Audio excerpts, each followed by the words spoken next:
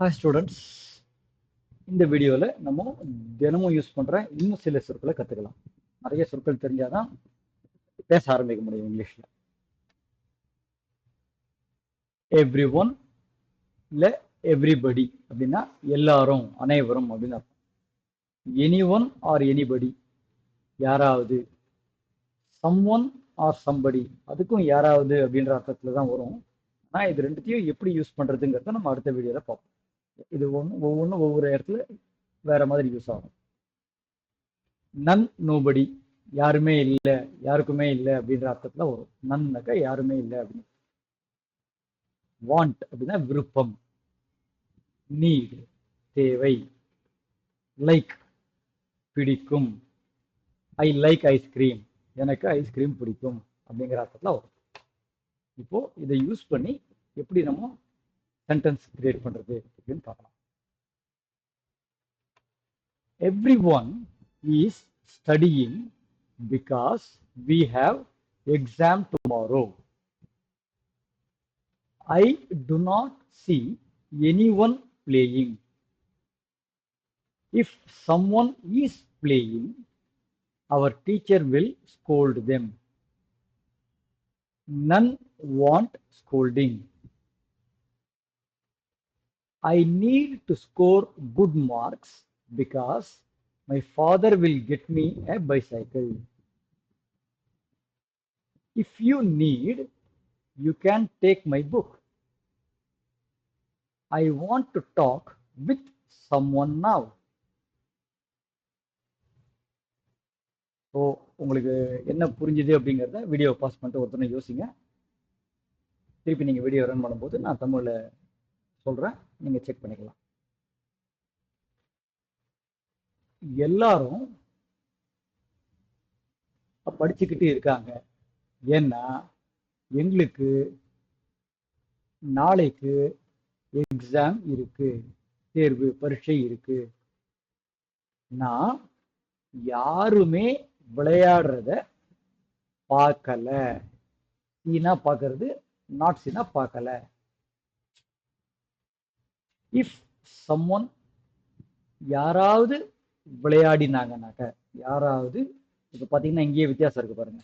Any one அப்படிங்கிறதுக்கு not, அப்போ நெகட்டிவா எதிர்மறையா சொல்லும்போது எனி ஒன் யூஸ் பண்றேன். ஆனால் இங்க நேர்மறையா சொல்லும்போது சம் ஒன் யூஸ் பண்றேன். சம் ஒன், யாராவது விளையாடினாக்க எங்களோட டீச்சர் அவங்கள திட்டுவாங்க. யாருக்குமே திட்டு வாங்கிறது பிடிக்காது. நான் நல்ல மார்க் எடுக்கணும், எடுக்கிறது தேவை இருக்கு, ஏன்னாக்க என்னோட அப்பா எனக்கு சைக்கிள் வாங்கி தருவாரு. உனக்கு தேவைப்பட்டா நீ என்னுடைய புஸ்தகத்தை எடுத்துக்கலாம். நான் யார் கூடவாவது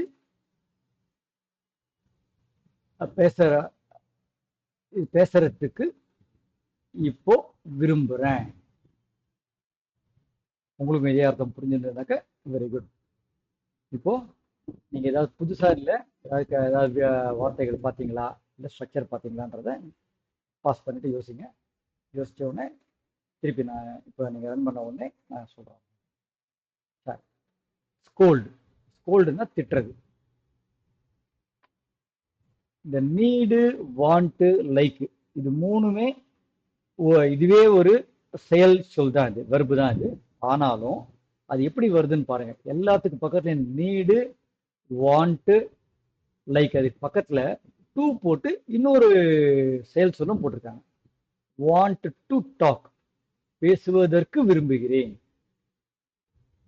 நீட் டு ஸ்கோர், மதிப்பெண் பெற விரும்புகிறேன். ஸ்கோர் அப்படின்னாக்க மதிப்பெண் வாங்கிறது.